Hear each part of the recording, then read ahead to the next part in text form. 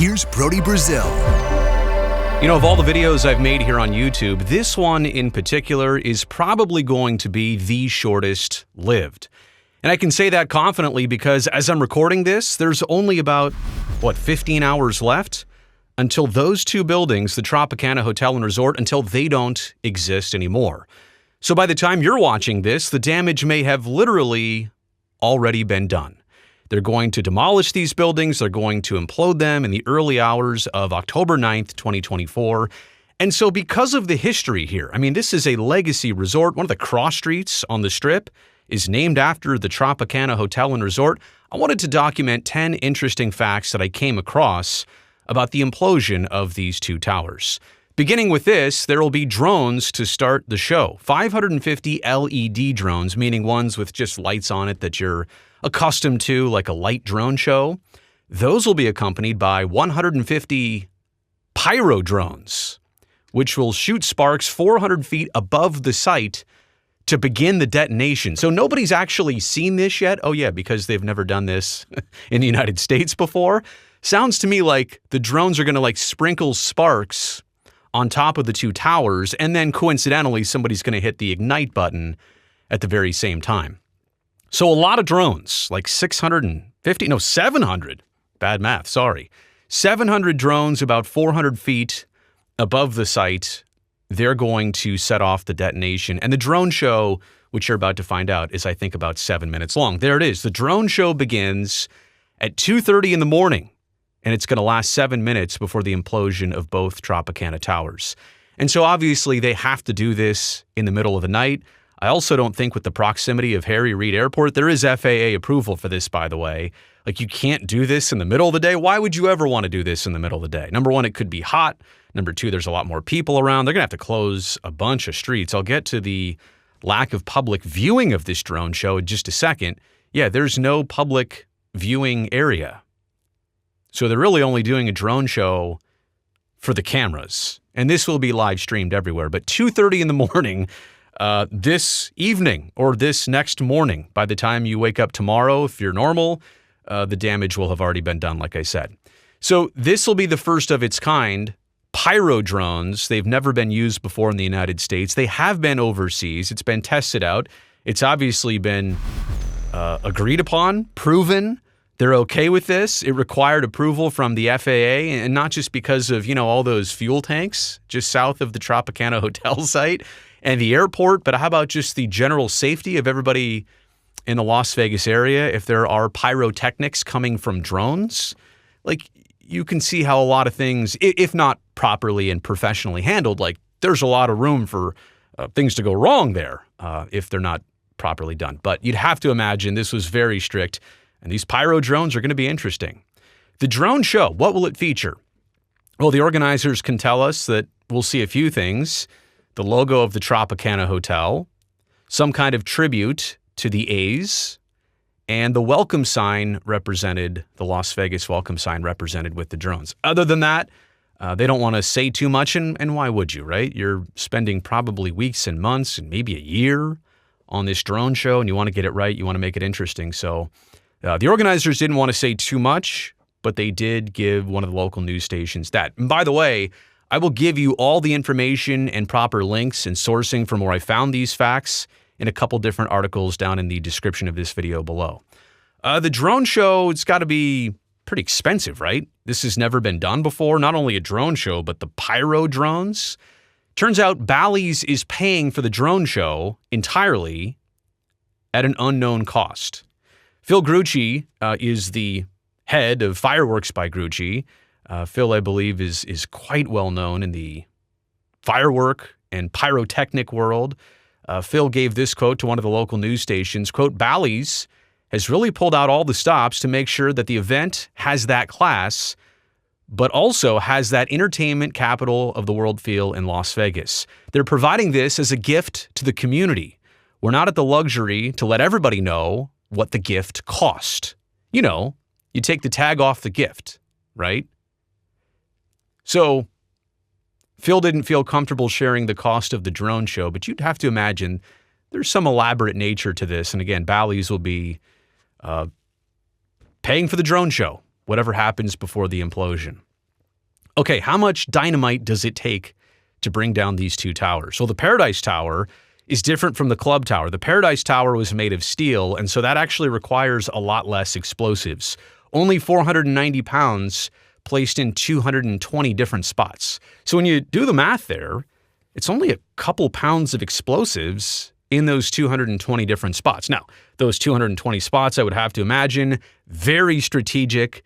The timing of this, the sequencing of this, and if this is what you do, right, in the demolition world, you've done this before, you do it right. I did see in researching some other implosion videos from Las Vegas, there have been a few times where not all of the tower came down.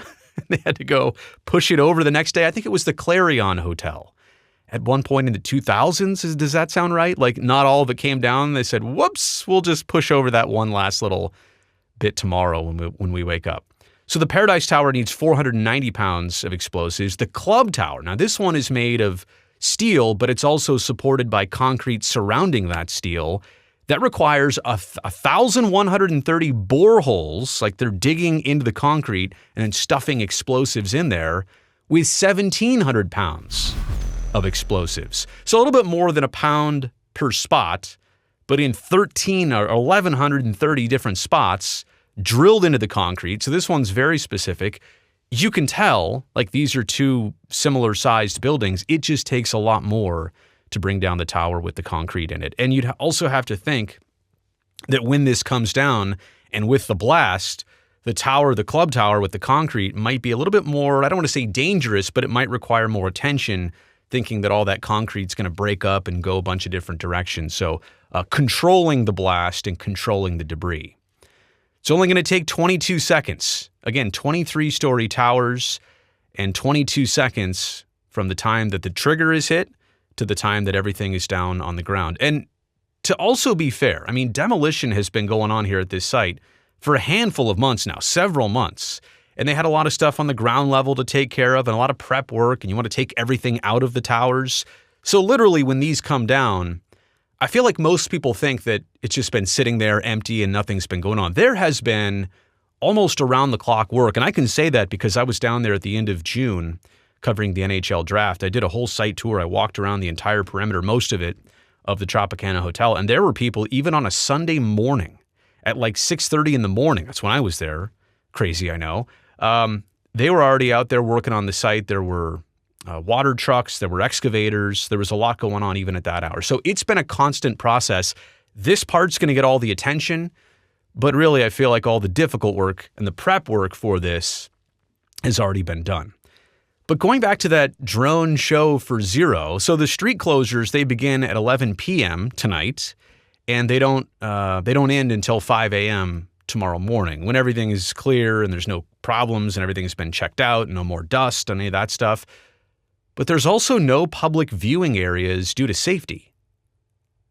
So the event will be broadcast and streamed, but this is kind of a departure because, again, the research I've done on all the other implosions in Las Vegas, usually if there's not any crazy circumstances and maybe the placement of the building or the demolition, they've always tried to get people to fly in, check it out. And if there was anybody who's making this trip, I mean, we only really found out within the last day or two that there wouldn't be any public viewing of this. And they're saying, well, you can watch it on TV.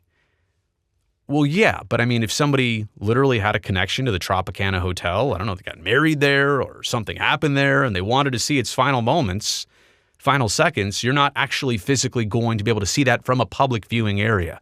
I do understand maybe you get a room high up in the Excalibur or the MGM Grand and you can just see it across the way. Yeah, there will be plenty of ways to see this, but there's not going to be like a physical location or deck or a gathering area for the public to actually witness. And that's kind of crazy because back in 1993, when they demolished the dunes, they had an estimated 200,000 spectators show up.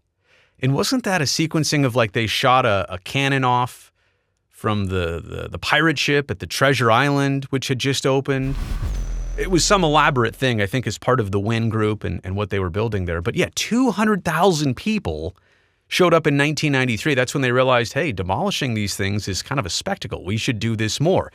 And since then, there have been 14 implosions on the Las Vegas Strip. Tropicana Hotel and Resort is set to be the 15th hotel imploded.